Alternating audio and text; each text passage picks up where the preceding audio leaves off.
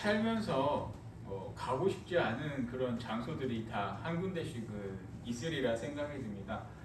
저도 이렇게 살면서 가고 싶지 않은 곳이 몇 곳 있었습니다. 물론 많은 시간이 지나면서 지금은 상관이 없지만 가고 싶지 않은 그런 곳이 있죠. 안 좋은 기억이 있던 거.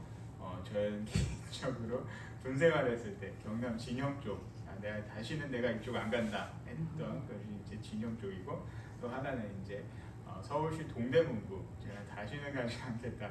이 말을 아시는 분은 아시겠지만 제가 이제 2년 동안 그곳에서 있었는데 정말 많은 고생을 했었죠. 제가 2년 동안. 그러다 보니까 다시는 내가 그곳에 가지 않으리라 결심을 하고 그곳을 떠난 기억이 있습니다. 근데 많은 시간이 지나면서 이제 잊혀지고 이제 추억이죠. 그래서 지금은 뭐 진영은 제가 갈 일이 없어서 안 가지만 서울은 왔다 갔다 하면서 한 번씩 정말 이렇게 가끔 왔다 갔다 하는 그런 때가 있습니다. 근데 안 좋고 힘든 일이 있던 곳을 시간이 얼마 지나지 않았는데 바로 가게 되는 경우는 별로 없죠. 왜냐하면 너무나도 힘들고 괴로웠던 기억 때문에 갈 수가 없습니다. 대부분의 사람들이 그렇죠. 근데 오늘 말씀을 보면은 참 재미있는 게 사도 바울의 선교 여행 일정입니다. 너무나도 이 말도 안 되는 게 이 바울이 다시 간 곳이 정말 끔찍한 고통을 겪었던 곳으로 선교여행을 다시금 가는 것을 이 성경에서는 기록하고 있습니다. 어떤 내용인지 오늘 말씀을 통해서 같이 나눠보도록 하겠습니다. 15장까지의 말씀을 대략적으로 이렇게 정리해서 말씀드리면은 사도 바울이 1차 전도 여행을 끝나고 이제 안디옥 교회로 다시금 돌아왔습니다. 그곳에서 이제 1차 전도 여행 때 어떻게 전도를 했는지 선교 보고를 하게 되고 또 이제 다시금 2차 선교 여행을 떠날 준비를 합니다. 근데 그 과정에서 한 가지 좀 이제 문제가 생기죠. 그 문제가 어떤 것이냐면 바로 그 1차 선교 여행 때 함께 동역하고 함께 같이 동거동락을 했던 바나바와 크게 싸우게 됩니다. 왜 그게 싸우게 됐냐면 1차 전도여행을 했던 사람이 바나바와 바울과 그리고 한 사람이 더 있었는데 그 사람이 누구였냐면 바나바의 조카 마가 요한이 같이 갔었죠. 근데 이 마가 요한이라는 사람의 삶을 이렇게 되돌아보면은 당시 성경 말씀을 통해서 알 수 있는 것이 바로 이 사람은 그래도 꽤 많은 부를 누리고 살았을 거라는 것을 추측을 해볼 수가 있다는 것이죠. 왜냐하면 마가의 다락방이 바로 이 사람의 방이었는데 수백 명의 사람들이 그 집에 모여서 기도하고 함께 살면서 교회를 이루었다는 그런 말씀을 통해서 이 마가라는 사람 자체는 꽤 부유하게 살았던 사람인 것을 알 수 있습니다. 그러다 보니 이 마가가 선교 여행이라는 고된 여정을 끝까지 마치지 못하게 됩니다. 바울과 바나바와 함께 떠났지만 고된 여정을 통해서 중간에 안디옥으로 돌아가는 그런 일이 생기게 되죠. 그러다 보니 바울과 바나바가 크게 싸우게 됩니다. 2차 선교 여행을 가는데 바나바는 이 마가를 데리고 가야 된다. 젊은 사람들에게 더욱더 경험도 해줘야 되고 믿음의 자녀로 세워가려면은 이 아이도 고되지만 우리가 참고 기다리면서 이 사람을 훈련시켜야 된다라는 그런 주장을 했던 바나바가 있었고 또 반면에 바울 같은 사람은 어떻습니까? 성격도 불같아서 우리가 왜 그 걔를 다시 데리고 가느냐, 또 이게 막 크게 한번 붙었다라는 것이죠. 그러다 보니 바나바와 바울이 헤어져서 각자의 선교 여정으로 가게 됩니다. 이제 이후로는 바나바에 대해서 기록이 나와 있지 않습니다. 오직 바울에 대해서만 16장부터는 바울에 대해서만 기록을 하고 있는데 바울이 선교 여행을 떠나면서 이제 바나바와 같이 간 것이 아니라 바울의 동역자 실라와 떠나게 되죠. 근데 이제 어떻게 가게 되느냐라고 하면은 1차 전도 여행 때는 바로 옆에 있는 섬, 구브로 섬을부터 이렇게 시작을 했는데 이제 이 바나바가 선교 여행을 가면서 육지로 가게 됩니다. 육지인데 어느 쪽이냐? 바로 위쪽으로 해서 쭉 가게 되면은 오늘날의 소아시아 지방 터키의 중간 부분에 있는 루스드라와 이고니온이라는 곳으로 향하게 됐다라는 것이죠. 근데 이 16장의 말씀의 배경이 바로 이 루스드라라는 것입니다. 루스드라라고 하면은 어떤 사건이 있습니까? 여러분들 혹시 생각나시는 분 있으신가요? 라고 이렇게 제가 여쭈어보면 생각나는 분들이 아무도 없겠죠. 그렇죠? 전에 한번 말씀을 드렸는데 이 루스드라에서 어떤 사건이 일어나게 되냐면 바로 태어나서부터 한 번도 일어서지 못했던 그 성경에서는 안진뱅이라고 이렇게 표현도 되어 있는데 걷지 못했던 사람을 바울이 주목하게 됐다라는 것이죠. 바울이 보고 이 사람에게 하나님을 믿을 수 있는 그 믿음이 있는 것을 확인을 하고 그 사람을 일으켜 세우게 됩니다. 그때 어떤 일이 있게 됐냐면 이 지역에서 헤르메스와 제우스라는 그리스 신을 숭배를 했었는데 이 바울의 그 놀라운 역사 기적을 일으킨 모습을 보고 이 바울과 바나바는 바로 신이 이 땅에 왔다라고 사람들이 생각을 하게 되었다라는 것이죠. 그래서 바나바는 제우스 신이고 이 바울은 헤르메스 신이다라고 해서 갑자기 이 두 사람을 향해서 많은 재물들을 갖고 오고 바쳤다라는 것이죠. 그때 이 바울과 바나바가 우리는 신이 아닙니다 라고 얘기를 하게 되었는데, 그리고서 이 바울과 바나바가 이 모인 사람들에게 복음을 전하게 됩니다.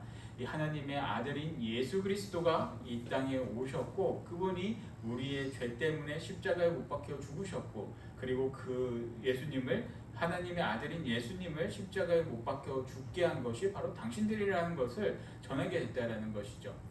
근데 이 유대인들이 그 말씀을 듣고서 처음에는 너무나도 감동이 됐고 은혜가 받았지만 그 속에 있는 이 바울과 바나바의 적대적인 무리가 요동을 쳐서 이 바울이라는 사람이 돌로 맞아 죽을 뻔한 곳이 바로 이 루스드라라는 곳입니다. 그래서 이 루스드라에서는 바울이 좋은 기억이 하나도 있을 수가 없다라는 것이죠. 돌에 맞아서 실신을 해서 그것을 그 주님의 제자들이 이 바울을 데리고 와서 한참 있다가 바울이 깨어나서 다시금 복음을 전했던 곳이 바로 이 루스드라라는 곳입니다. 한번 생각해 보십시오. 여러분들도 어디 가서 맞아 죽을 뻔했는데 그곳에 다시금 갈 수 있는 용기가 있는 분이 여러분들에게는 있습니까? 어때요? 있어요?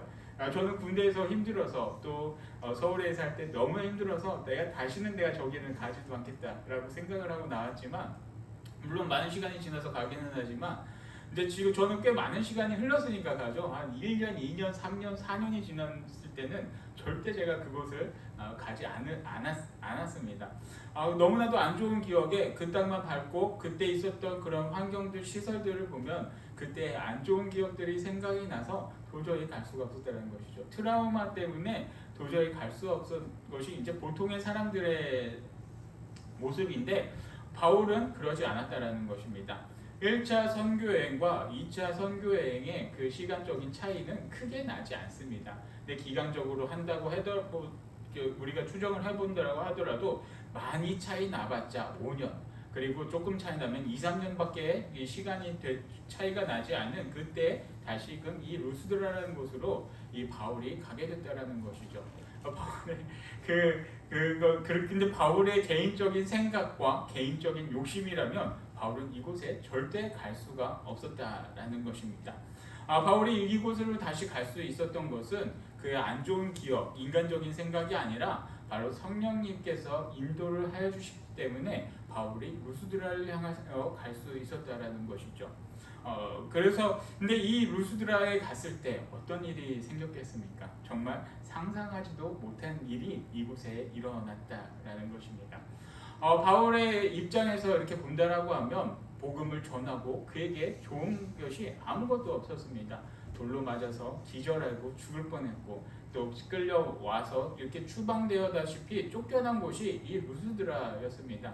그들은 어떻게 보면 복음을 전했다라고 했지만 복음을 믿고 깨달은 사람이 아무도 없었다라는 것이죠. 그가 죽음을 넘긴 그 고통이 다 허사로밖에 생각이 될 수밖에 없었던 곳이 바로 이 루스드라였다라는 것입니다. 근데 오늘 말씀을 보면은 재밌는 그런 구절이 있습니다. 1절 후반부부터 보면은 성경 말씀에 이렇게 말씀하고 있습니다. 거기 디모데라 하는 제자가 있으니 그 어머니는 믿는 유대 여자요 아버지는 헬라인이라. 그리고 2절 디모데는 루스드라와 이고니온에 있는 형제들에게 칭찬받는 자니라고 말씀하고 있습니다. 이 말씀을 보면서 우리가 상상을 한번 해보시게 됩니다. 이 루스드라에 그렇게 우리가 추방되었던 이곳에 예수님을 믿는 제자가 있었다라는 것이 얼마나 놀라운 일입니까? 기적 같은 일이라는 것이죠. 근데 저도 이렇게 보면서 이런 책 저런 책 이렇게 찾아보다 보니까 여기에서 말씀하고 있는 것이 이제 뭐 성경적인 근거로는 이렇게 우리가 찾아볼 수 없지만 전후나 이렇게 바울이 선교 여행을 통해서 우리가 알 수 있는 것은 바로 이것이라는 것이죠. 바울이 그곳에서 죽을 뻔했지만 복음을 전했다라는 것이죠.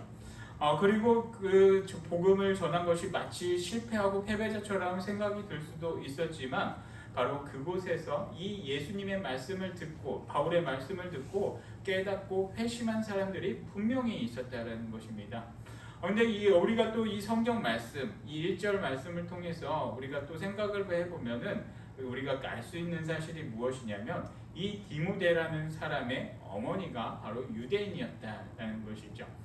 유대인들은 어떤 그 성향을 갖고 있냐면 하도 이렇게 포로로서 침략을 당하고 나라가 없다 보니까 목의 중심적인 그런 사회입니다. 아버지가 누군지는 모르지만 엄마가 유대인이면 확실히 엄마가 유대인이라는 것은 알 수 있다라는 것이기 때문에 엄마가 유대인이면 자녀도 유대인으로 이렇게 인정을 할 수밖에 없는 것이죠. 이거는 사회적으로 어쩔 수 없다라는 것입니다. 계속해서 침략을 받고 나라가 없기 때문에 목의 중심으로 될 수밖에 없었는데 엄마가 유대인이었고 그리고 엄마가 유대인이었기 때문에 그녀는 바로 하나님에 대한 예배하는 마음, 하나님에 대한 막연한 그런 마음이 있을 수밖에 없다라는 것이죠. 그런데 이 디모데의 엄마가 알고 있었던 하나님은 어떤 하나님일까? 이렇게 생각을 해보면 구약의 하나님, 예수 그리스도가 아닌 바로 구약시대 때부터 전승되어 온 하나님이었을 것이고 그리고 그 하나님을 더 자세히 알기 위해서 이 디모데의 어머니도 많은 고민과 기도와 경건한 생활을 했을 거라는 것이죠. 그때 누가 왔냐? 바로 오늘의 바울이 그곳에 나타나서 복음을 전했고 참 하나님이 예수 그리스도라는 것을 전하는 것을 듣고 깨달을 수밖에 없는 그런 상황이 있다는 것이죠. 그러다 보니 이런 상황 속에서 이 디모데라는 사람도 정말 하나님의 그 말씀, 이 바울의 말씀을 듣고 깨달을 수밖에 없었다는 것입니다. 정말 궁금했던 하나님, 내가 알고 싶었던 하나님, 그 하나님이 어떤 하나님인지 바울을 통해서 알 수 있었다는 것이죠. 비록 세상적으로 볼 때는 모든 것이 실패하고 철저하게 패배가 된 것처럼 생각될 수밖에 없지만 바로 이 바울의 그 실패 같은 상황 속에서도 그 복음을 전했을 때 바로 성령님께서 움직여 주신다라는 것입니다. 우리가 살아갈 때 우리가 하나 기억해야 될 것, 지금 같은 시대에 누가 예수를 믿어? 과학이 발달되고 사회 복지도 잘 됐고 다 먹고 살만한데 우리가 왜 예수를 믿어야 되느냐라고 생각하는 사람들이 정말로 너무나도 많이 있습니다. 어떤 조사를 보면은 이제 GDP가 3만 불이 넘으면 기독교 인구, 종교 인구가 뚝 떨어진다고요.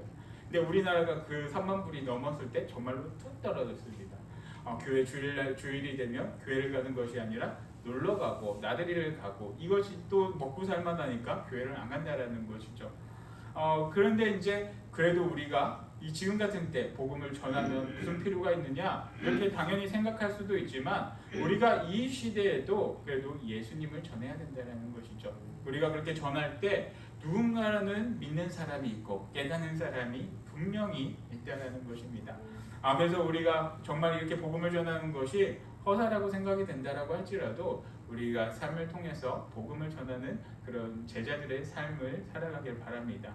정말 죽음 앞에서 어쩔 수 없는 우리 비참한 이 존재들인 인간이기 때문에 그것을 우리의 사랑하는 사람들, 이웃들에게 나눠야 한다는 것이죠. 그런데 이렇게 복음을 전하고 나눌 때 어떤 사람들이 나누는 것이 더 영향력이 있을까라는 것도 한 번쯤 생각을 해봐야 된다는 것입니다.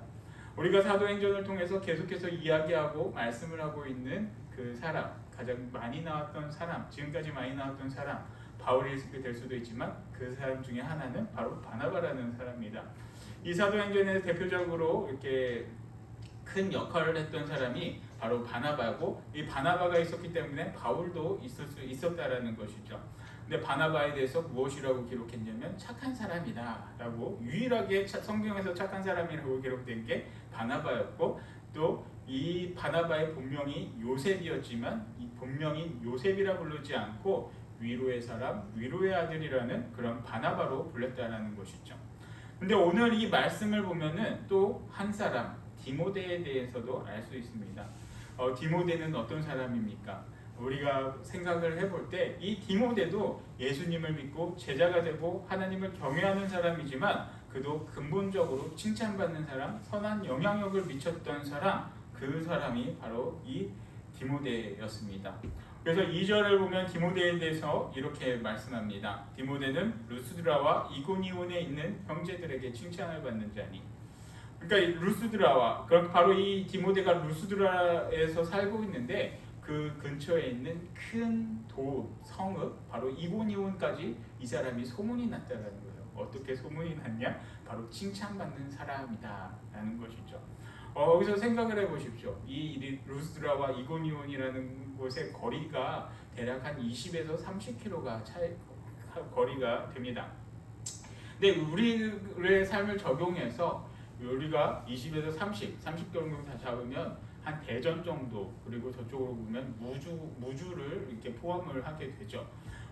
이 신촌리에 사는 우리가, 물론 대전에 사시는 분, 우비에 사시는 분도 있지만 나에 대해서 저기 멀리 대전까지, 무주까지 이렇게 나를 칭찬을 하는 사람이 있는지, 그리고 나에 대해서 알고 있는 사람이 있는지, 내가 그렇게 소문이 났는지 한번 생각해 보시면 좋겠습니다. 소문 났나요? 내가 착하고 내가 칭찬받는 사람인지. 대전에 소문나신 분이 있어요?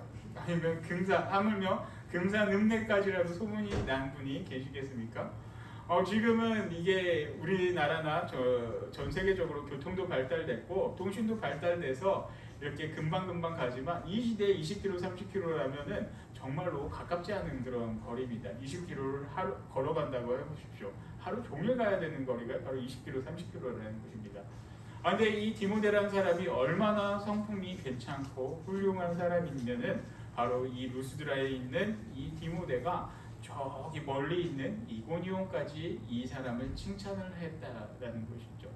근데 우리가 여기서 이 말씀을 통해서 디모데처럼은 살 수가 없습니다. 어떻게 저기 대전까지, 무주까지 내가 이렇게 칭찬을 받을 수 있겠습니까? 그러기는 정말로 힘든데, 그래도 우리가 이 그리스도인으로서 살아갈 때 칭찬은 받을지 못할지언정 저는 한 가지는 그래도 할 수 있다라고 생각이 듭니다. 그것이 무엇이냐면 바로 남 얘기 좀 안 했으면 좋겠다는 것이에요. 제가 얼마 전에 이곳에서 우리 교회에서 이게 한방봉사 때문에 차량 운행을 다니면서 그냥 마을회관 앞에 그냥 쭉 앉아 있었어요. 차 씨가 이렇게 운행을 한다고 하니까 그때까지 안 오시는 분도 있고 또 조금만 기다려달라. 근데 이해는 돼요. 옛날 같았으면 10시에 출발한다고 했는데 10시까지 안 오면 저 그냥 갔을 거예요. 근데 이해가 돼요. 이제는 나이 먹고 하면은 힘들어서 걸어오는 것도 여기 짧은 거리지만 한참 걸려요. 그러다 보니까 이제 이해는 돼서 그냥 한참 앉아 있으면서 뭐 이분 저분 이렇게 이야기를 조금씩 했어요. 많은 분들은 아니지만. 근데 가만히 앉아서 이렇게 듣고 있다 보니까 칭찬하는 소리를 한 번도 못 들었어요. 제가 어떻게 칭찬하는 소리를 한 번도 못 들었어요. 물론 우리 교인들은 아니지만 지나가는 사람 보고 저놈은 말이야, 엄마가 저런데 저기서 저지랄하고 있어. 이렇게 말씀드려서 그분이 직접 그렇게 얘기를 하셨어요. 옆에서 있는데 또 저기를 갔더니 또 저 양반 이제 귀까지 먹었네 그래요. 이런 안 좋은 얘기만 계속 하시는 거예요. 그러다 보니까 듣다 보니까 제 마음이 좀 불편해지는 그런 일을 겪게 되었습니다. 근데 우리가 그렇게 하지는 않았지만 우리도 분명히 그렇게 할 수 있는 상황이 충분히 있다라는 것이죠. 누군가를 볼 때 비난하고 비판하는 것이고 헐뜯고 그 사람의 안 좋은 것들을 자꾸 얘기하려는 것이 아니라 그 사람의 장점만을 우리가 생각해보고, 장점을 얘기를 못하겠으면은 단점을 보지 마세요. 내가 저 사람 얘기할 때 단점 얘기할 것 같으면 그냥 아무 소리 하지 마세요. 아무 말도 안 하는 게 차라리 은혜가 되고 덕이 된다라는 것이죠. 여러분들이 사람들을 만날 때 한번 생각해 보시면 좋습니다. 사람들을 만날 때 남을 험담하고 욕하는 사람이 만나기가 편하고 그 사람들한테 우리의 얘기를 잘 할 수 있는지, 아니면 다른 사람들의 이야기를 잘 들어주고 그냥 그 사람들에게 위로의 말, 선한 말, 선한 영향력을 끼치는 사람을 우리가 더 좋아하는지 우리가 조금만 고민해 보면은 충분히 알 수 있다는 것이죠. 그래서 칭찬을 받지 못할지언정 우리가 남 얘기하지 않고 그냥 남 험담하지 않고 그 사람의 단점만을 보는 것이 아니라 최대한 장점을 보고 정말 할 말이 없으면 그 사람을 위해서 뒤에서 기도하는 그런 사람이 되기를 바랍니다. 성경에서는 분명히 말씀하고 있습니다. 바울도 예수님도 가르침을 통해서 그렇게 말씀하시죠. 다른 사람들을 위해서 축복하라. 나를 박해하는 사람을 위해서 기도하라. 그렇게 가르침을 가르쳐 주셨지 누가 뒤에 가서 욕하고 험담하고 뭐 이런 얘기를 하라고 예수님께서 가르쳐 주시지 않았다라는 것이죠. 성경에서도 그것을 말씀하지 않았다라는 것입니다.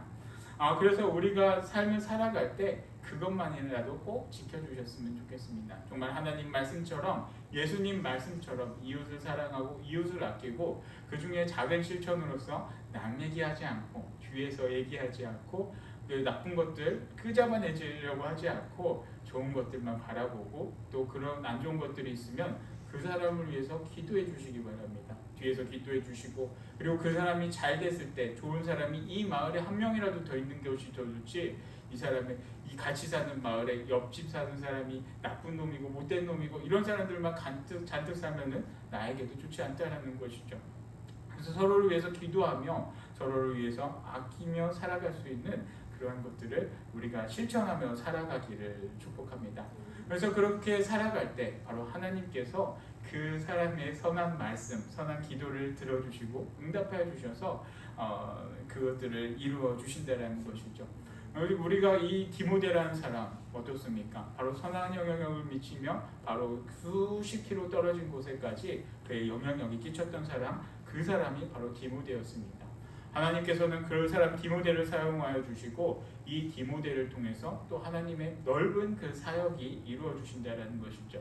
디모데는 어떤 사람입니까? 선한 영향력을 미쳤지만 그리고 또 그에게는 장점이 있었습니다. 그의 장점은 무엇이냐면 어머니가 유대인이었고 그의 아버지가 헬라인, 그리스인이었다는 것이죠. 로마에 살고 있는 이 사람이었기 때문에 바로 예루살렘에만 살고 있던 유대인들하고는 완전히 다른 특성을 갖고 있습니다. 언어가 자유로웠고 또 이 지역 저 지역을 다니면서 복음을 전하기에 큰 장점이 있었습니다. 그래서 사도 바울과 다니면서 이 지역 저 지역을 다니면서 복음을 전할 수 있게 된 사람이 바로 이 디모데였습니다. 그런데 우리가 또 여기서 한 가지 또 기억해 주실 것이 있는데 그것이 무엇이냐면 복음을 전한다고 해도 세상의 문명, 세상의 문화를 따라서 복음을 전하는 것이 성경에서는 옳지 않다는 것이죠. 그대로 따라가는 것이 아니라 아까도 말씀드렸지만 성경에서 말씀하고 있는 것들을 우리가 지키면서 그 말씀대로 전해야 된다는 것입니다. 주일날 뭐 하자, 주일날 우리가 11시에 모여서 어디 놀러 가자, 어디 가자 그렇게 얘기를 했을 때 그래도 중요한 게 그리스도인으로서 가장 중요한 것은 바로 이 교회라는 곳은 나누는 공동체 그리고 이렇게 베푸는 공동체가 아니라는 것이죠. 교회가 될 수 있는 가장 큰 이유는 바로 예배하는 공동체라는 것입니다. 바로 주일 예배, 이 예배가 가장 귀한 것이고 함께 모여서 하나님을 예배하는 것이 가장 이 교회에서 중요한 것이다라는 것이죠. 교회에서 이 예배를 빼버리면은 교회는 교회에 있을 이유가 없습니다. 교회는 예배가 빠지고 하나님을 섬기고 하나님을 찬양하는 것을 빼버린다면 교회는 그냥 사교 집단이 된다는 것입니다. 그런데 교회는 그러한 사교 집단이 아니라는 것이죠. 그렇게까지 복음을 전하는 것은 잘못된 것이고 이 말씀에 맞지 않다라는 것입니다. 그래서 4절 말씀을 보면은 이렇게 말씀을 기록하고 있습니다. 여러 성으로 다녀갈 때 예루살렘에 있는 사도와 장로들이 작정한 규례를 그들에게 주어 지키게 하니 5절 이에 여러 교회가 믿음이 더 굳건해지고 수가 날마다 늘어가니라. 그래서 그들의 율례대로 그리고 세상의 문화대로 따라가서 복음을 그대로 바꿔서 전하는 것이 아니라 하나님의 말씀이라는 이 틀을 그들에게 전하고 그리고 이 규례들을 그들에게 전했다라는 것입니다. 그럴 때 하나님의 역사가 이루어집니다.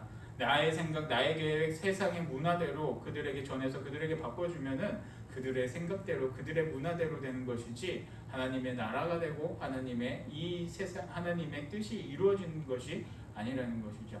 교회는 교회만의 특성이 있고 하나님의 말씀이 이루어지는 곳이 바로 이 교회입니다. 교회도 교회의 규칙이 있고 바로 이 율법들이 한 예수님께서 완성해 주셨지만 성경에 이 모든 말씀들이 담겨져 있다라는 것입니다. 그래서 우리가 또 세상을 살아갈 때 복음을 전할 때 정말 선한 영향력을 끼치고 그리고 하나님께서 주신 이 말씀을 여러분들 주변에 전하는 삶을 살아가길 바랍니다. 세상의 문화 속에, 세상의 문명 속에 타협해서 조절하는 것이 아니라 이 진리의 말씀을 선포하며 이 진리의 말씀을 믿고 살아갈 때 그리고 하나님의 말씀을 이루는 그런 귀한 우리 신촌교회 성도님들이 되시기를 간절히 축복합니다. 아버지 하나님 감사합니다. 저희들 가운데 또 귀한 삶과 은혜를 채워주시고 아버지 하나님 말씀대로 살아갈 수 있도록 함께하여 주심에 감사드립니다. 하나님 아버지 저희들이 삶을 살아갈 때 정말 성령님께서 저희들과 동행하여 주셔서 저희들이 어려움을 겪을지라도 주님의 복음을 선포하며 나아갈 수 있는 복된 삶을 살아갈 수 있도록 주님께서 역사하여 주시옵소서. 세상과 타협해서 복음을 세상의 것으로 포장해서 전하는 것이 아니라 하나님의 말씀을 말씀 그대로 전하며 살아갈 수 있는 저희들 모두가 되게 하여 주시옵소서. 아버지 하나님 그리고 저희들이 이 지역에서 빛과 소금의 역할을 감당하며 정말 주님의 선한 영향력을 미치는 저희들이 되게 하여 주시옵소서.